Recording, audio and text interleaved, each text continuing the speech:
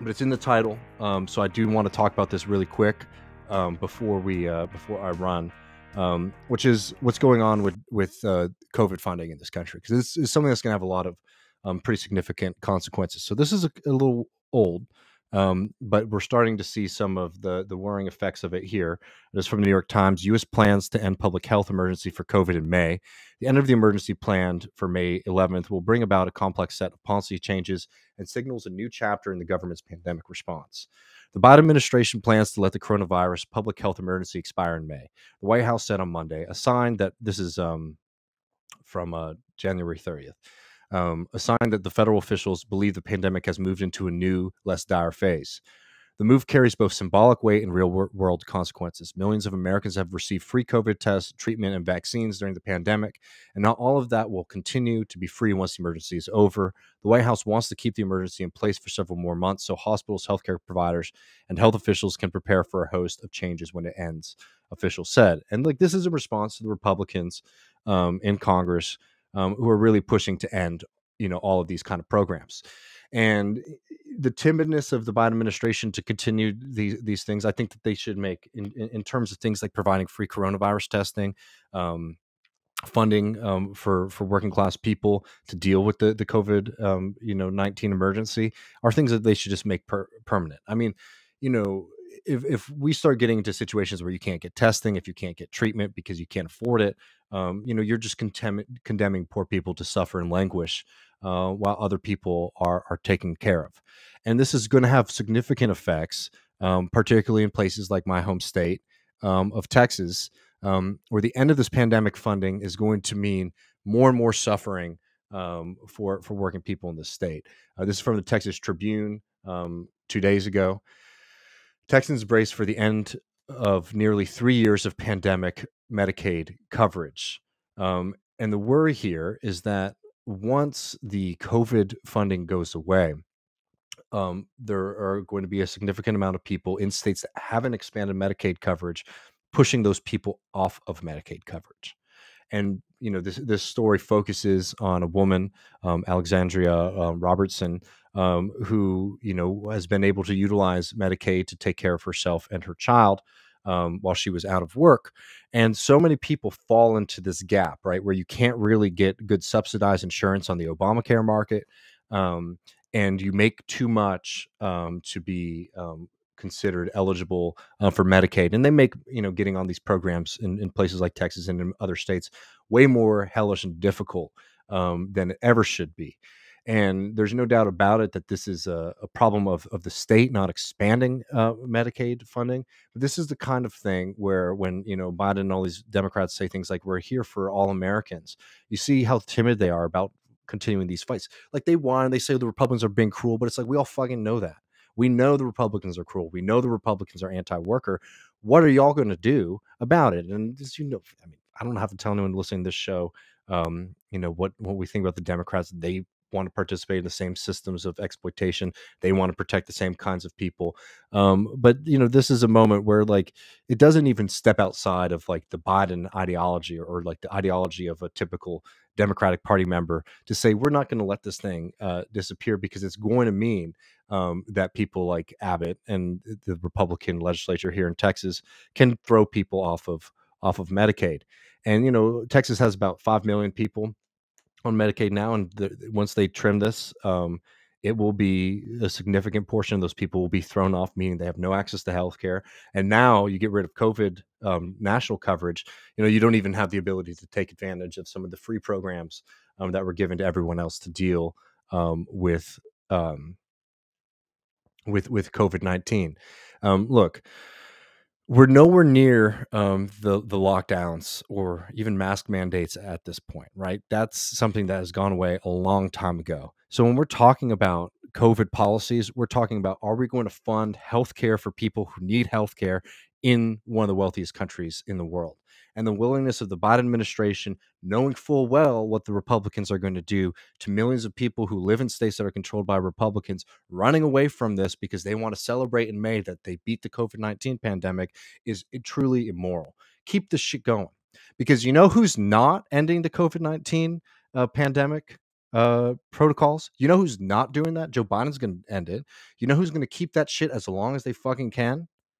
My governor, Greg Abbott.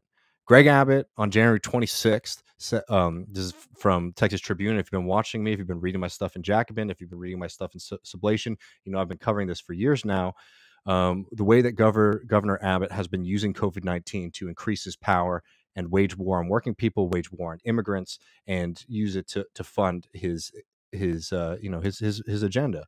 This is from the Texas Tribune. Governor Greg Abbott says he won't give up COVID era 19 power until Texas lawmakers ban vaccine mandates and strengthen the border. Right, and that's just his excuse. I'll just read the first paragraph here. Governor Greg Abbott said Thursday that his pandemic-era public health disaster declaration, which has given him unprecedented powers for the past 1,049 days, would stay in place until state legislatures pass laws banning COVID-19 related restrictions on Texans and strengthening the state's power at the border. His argument right there about trying to force the Republican legislature to ban mask mandates and vaccine mandates is theater.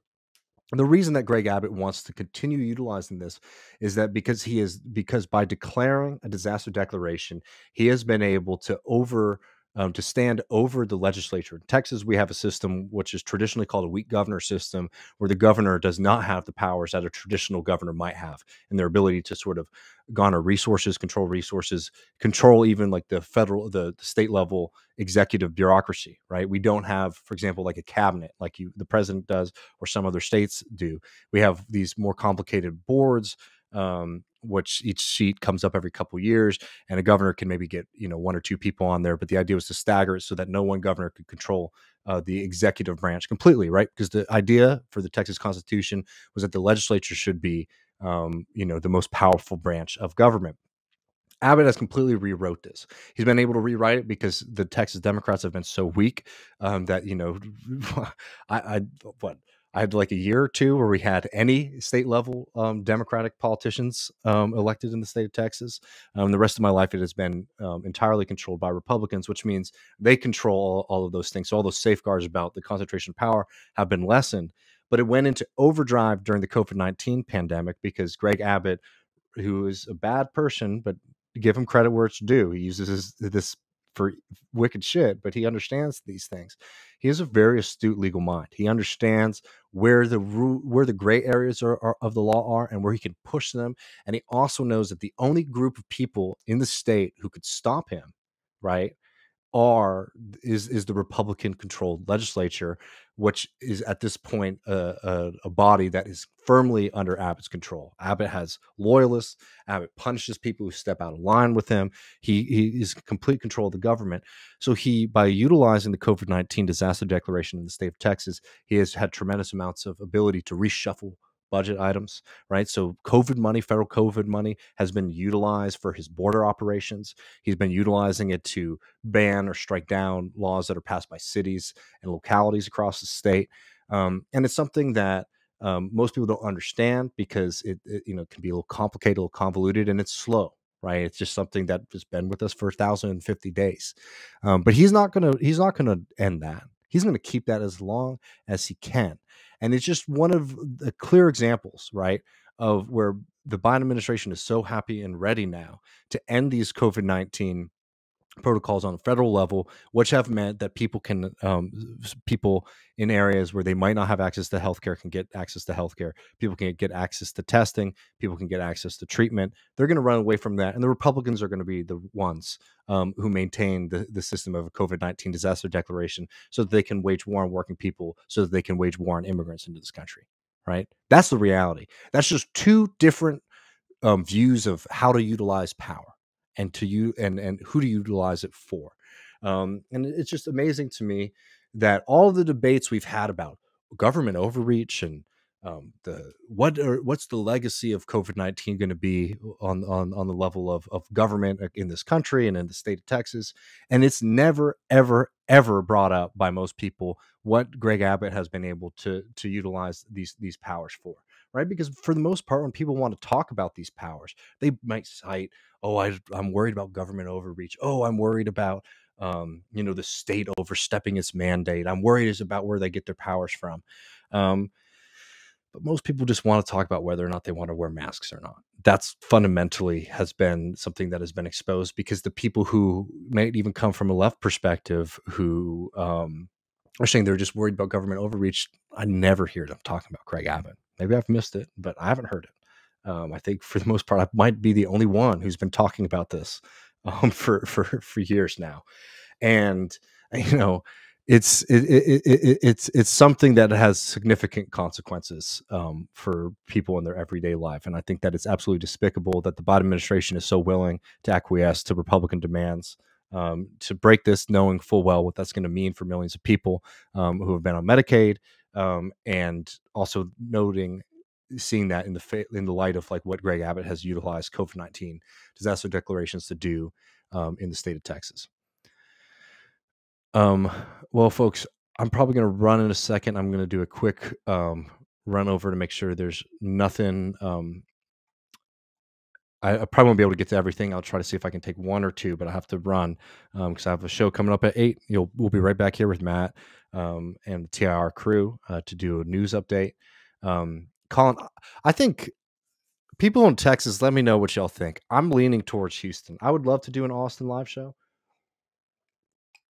but I think we can get to Houston. I think we should go hang out with our friends in Houston, and that means that it's easier for our friends in Louisiana to come by.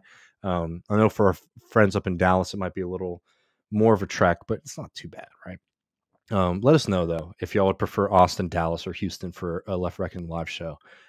We're trying to figure out which one to do it at. I've been leaning towards Houston, honestly, if nothing else, just so I can get a little vacation. I always love going to Houston.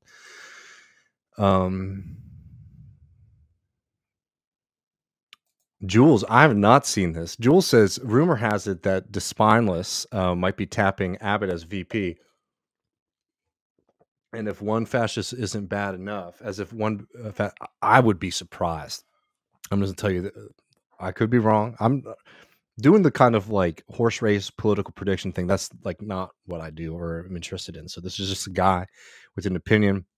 But Abbott and DeSantis are at war with one another. They're both trying to outshine each other because they both want to be the kind of consensus, more traditional Republican to sort of take over the Trump wave. I think DeSantis is winning that by a long shot. But if you want to get a prediction, if you live in Florida and you want to maybe start being able to tell the future, start reading local papers in Texas and see what Greg Abbott's doing. And if you live in Texas and you might want to predict the future here, read local papers in Florida, because it's been tit for tat, right? From the critical race theory stuff to the busing of migrants. One person will do and the other one will try to outshine them, right? And it's like a week in between. One person will start talking about China, right? That's the new one. Abbott, one of the things that they're trying to do in the legislature is make it illegal for Chinese citizens to buy property in the state of Texas. DeSantis is doing a similar kind of policy, right? They're at each other's heels trying to outdo each other. So I don't know. Maybe they'll be able to put it behind. It'll be a beautiful story of friendship, but I have my doubts. It looks like. Oh, I'm sorry. Oh, I didn't realize there was an asshole in the thing. I just rolled that one out, but sorry, folks. My bad. I would love to go to Australia. So a Left Reckoning live show in Australia would be a lot of fun for us. Anyways, folks, just given that and the fact that I wasn't able to keep up with everything, I think it's a good time to run. I'll be back in 90 minutes or so with Matt and Jason and Pascal for the TR Left Reckoning cross stream. So join us there. We got this again, like for people who join late, definitely check out the podcast Shoot the Messenger. We just interviewed Nando Vila and Rose, his co-host on the show Shoot the Messenger, which is about Pegasus, which is a really, really nasty spyware system that was utilized in the murder of journalist Jamal Khashoggi.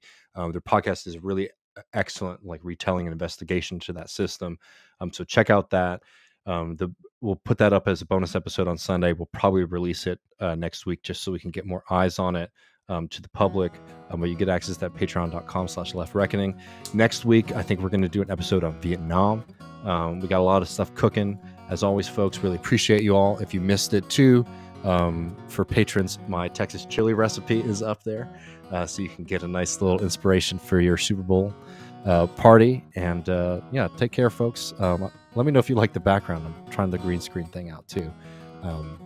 But yeah, I'll be back in 90 minutes, friends, and see you in just a little bit.